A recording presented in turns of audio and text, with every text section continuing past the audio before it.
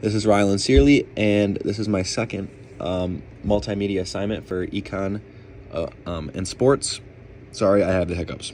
Okay, for part B. During our most recent lecture, Rizzo spoke about how the Jets and arguably the Bills have a culture of losing. He said no matter what they try to do, they can't help it but suck.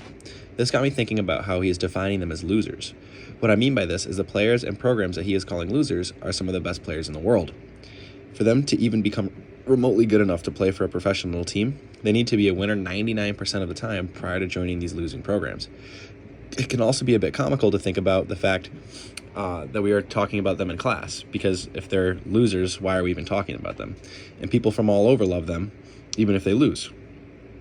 If you really think about it, many of them have happy families, are making a lot of money playing the sport that they love, and they have the opportunity to meet so many driven individuals just like themselves. The reason that I'm bringing up this topic is because we need to ask ourselves, where do we draw the line for being a winner or a loser, or any other aspect of life? Often the world we live in does not operate in black and white, but when we apply the tools of economics, we can often dissect those gray areas to gain a better understanding.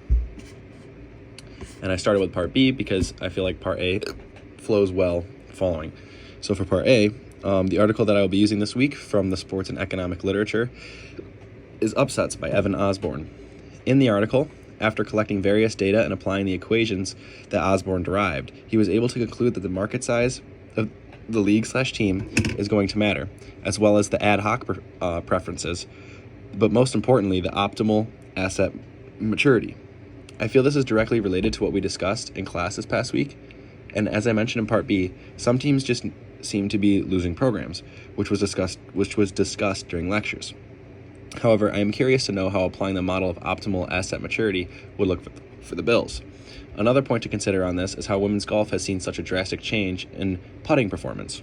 As I discussed with Rizzo, we came to a general conclusion that the cause of this is the focus training and the increase in time spent for the developing generations of women's golfers.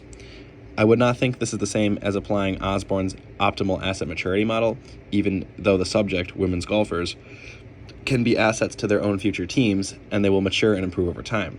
But this would increase their skill, which is a function in the model.